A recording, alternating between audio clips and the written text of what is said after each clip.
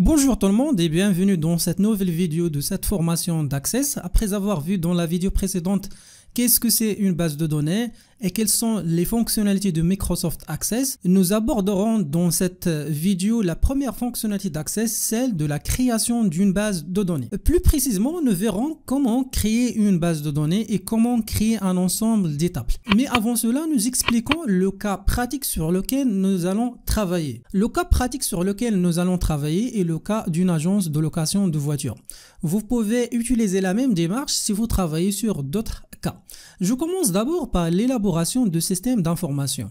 Dans ce cas, nous aurons les règles de gestion suivantes. Une voiture appartient à un modèle possède une ou plusieurs voitures, un modèle appartient à une marque possède un ou plusieurs modèles, une voiture possède un type de carburant, comme par exemple diesel, essence ou bien hybride. Un type de carburant est utilisé par une ou plusieurs voitures. Une voiture peut être louée par un seul client à la fois. Un client peut louer une ou plusieurs voitures. Alors ça, ce sont les règles de gestion. Je passe maintenant au deuxième objectif de cette vidéo, c'est celui de la création d'une base de données qui nous servira après pour stocker les informations des clients, des modèles, des voitures, des réservations.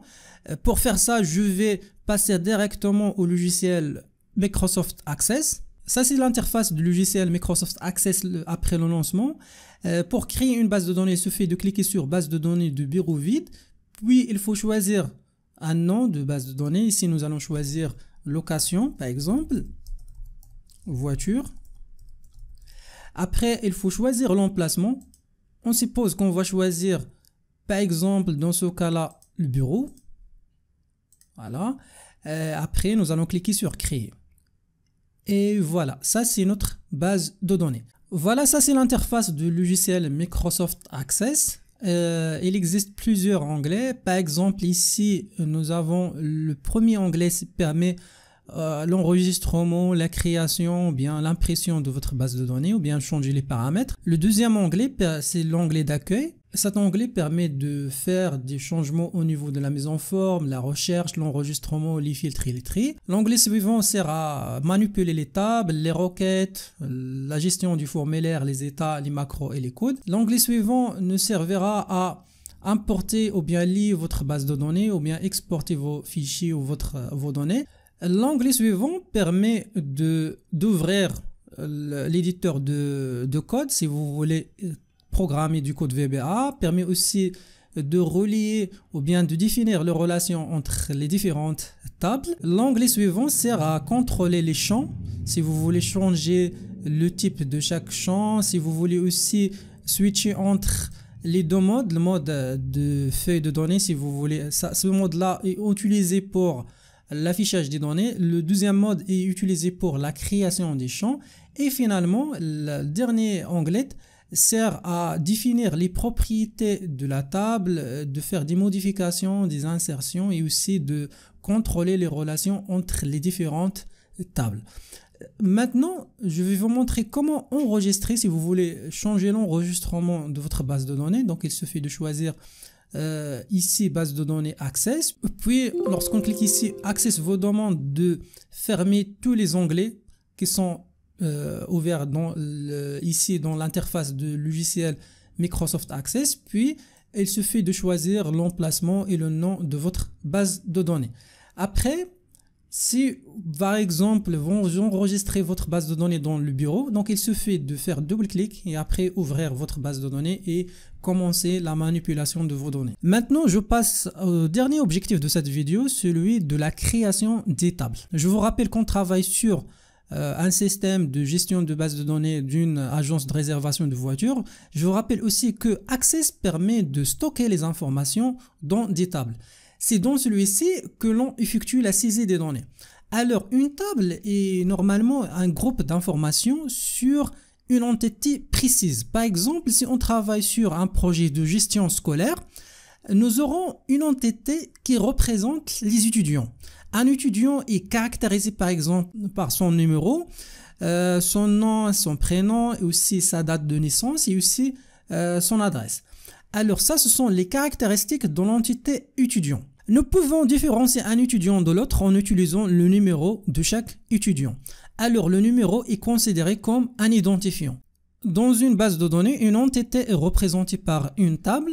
Alors, nous pouvons créer une table qui représente les étudiants. Les caractéristiques d'une entité, dans ce cas-là, le numéro d'étudiant, le nom de l'étudiant, le prénom, la date de naissance, ainsi de suite, sont représentées dans une table par les champs ou bien les noms des colonnes. L'identifiant est représenté dans une table par ce qu'on appelle une clé primaire qui doit être unique pour chaque étudiant.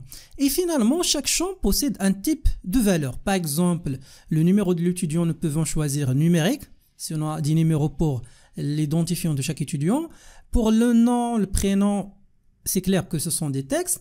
La même chose pour l'adresse et pour la date de naissance, c'est une valeur de type date. Alors, pour résumer tout ça, si on travaille sur un programme de gestion scolaire, nous pouvons avoir la table suivante, la table étudiant, avec comme clé primaire le numéro de l'étudiant de type numérique et les autres caractéristiques qui représentent les noms de chaque colonne, le numéro de l'étudiant, le prénom, la date de naissance, l'adresse de l'étudiant. Et bien sûr, pour chaque caractéristique ou pour chaque champ, il y aura un type de valeur, dans ce cas-là, texte pour le nom, le prénom et l'adresse, et date pour la date de naissance. Concernant notre cas de l'agence de location de voitures, nous pouvons élaborer ce qu'on appelle dans la modélisation MURIS le modèle conceptuel de données suivant.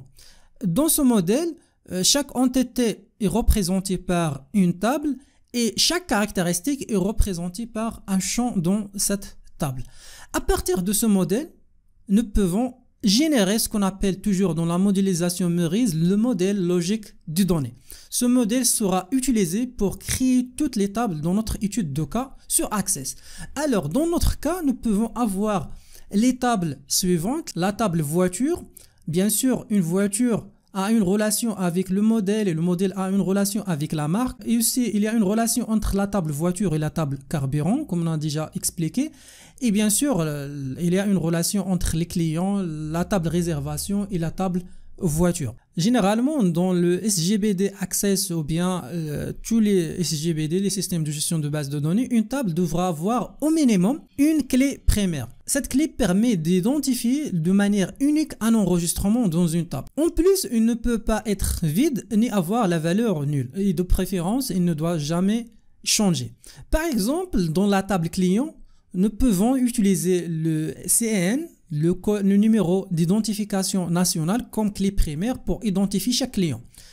Chaque champ d'une table possède un type de données. Par exemple, un nom ou un prénom sont de type texte, l'année de modèle est de type numérique, le coût de réservation par jour est de type monétaire, la date d'une réservation est du type date. Nous pouvons utiliser le type numéro auto comme type de clé primaire dans les tables réservation, carburant, modèle et marque. Ce type de valeur permet de laisser Access génère automatiquement des valeurs uniques servant généralement comme une clé primaire. Il existe aussi d'autres types, nous aurons l'occasion dans les prochaines vidéos d'en parler. Je passe maintenant au Microsoft Access pour créer les différentes tables et aussi pour créer les différentes colonnes. Alors toujours dans notre base de données location de voitures, l'objectif maintenant c'est de créer d'abord les tables, aussi ajouter les champs pour chaque table. Donc vous allez apprendre comment ajouter un champ. Vous allez aussi apprendre comment choisir le type de données de chaque champ et comment ajouter une clé primaire. Et finalement, nous allons voir comment renommer, modifier ou supprimer un champ. Alors pour créer une table, c'est très simple. Il faut aller en onglet créer, après choisir table. Après, il y a deux modes. Le premier mode, c'est le mode feuille de données. Il sert normalement à afficher les enregistrements et le deuxième mode c'est le mode création qui sert à définir les champs ou bien les colonnes de notre table. Alors la première chose toujours, il faut switcher vers le mode création pour définir les champs de notre table. Alors la première chose c'est de choisir le nom. Donc nous allons commencer par la table client. Après nous allons définir les champs. Donc le premier champ c'est le code comme nous avons déjà dit CN. Donc le type de ce champ, donc ça c'est le type des valeurs de ce champ, c'est le type texte court. Puisque le CN possède normalement ou bien contient des alphabets et aussi des nombres. Le deuxième champ c'est numéro par exemple dans ce cas là de permis. Alors le type, nous pouvons choisir aussi texte. Normalement il y a deux types de texte. Il y a texte court. Normalement dans texte court vous aurez un maximum de 255 caractères. Et si vous voulez utiliser plus, donc vous devez utiliser texte long. Donc dans ce cas-là, nous allons choisir texte court. Après, l'autre champ, c'est nom. Donc la même chose, texte court, prénom. Après, le sexe, c'est aussi texte.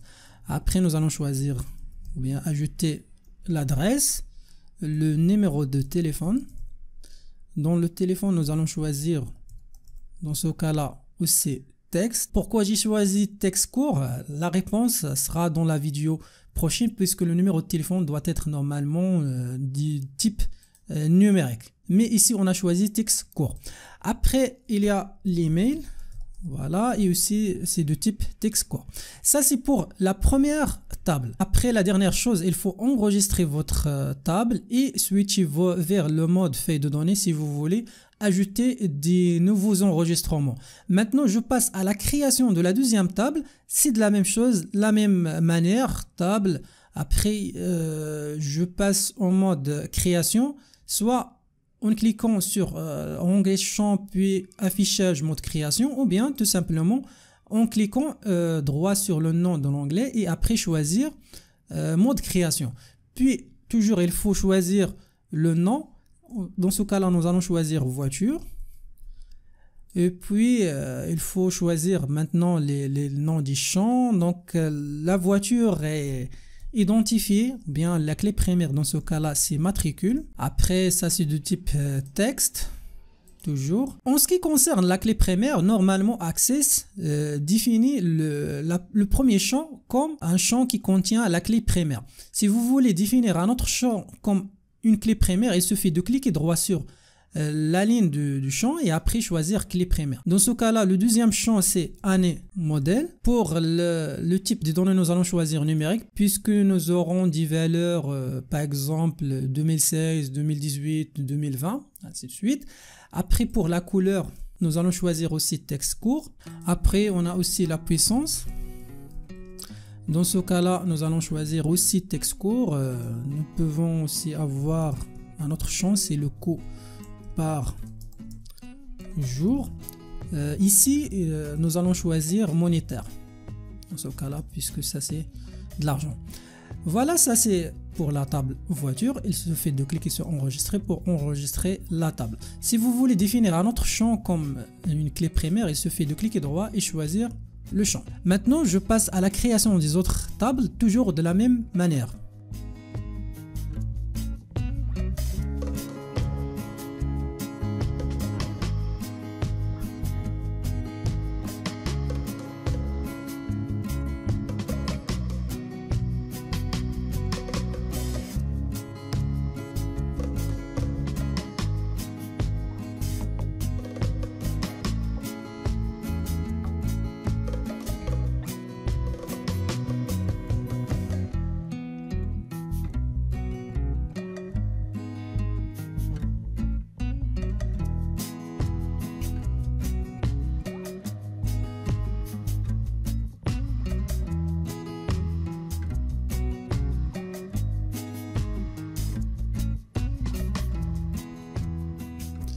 Alors je viens de terminer la création des différentes tables. Donc la dernière chose, il faut enregistrer la table après fermer.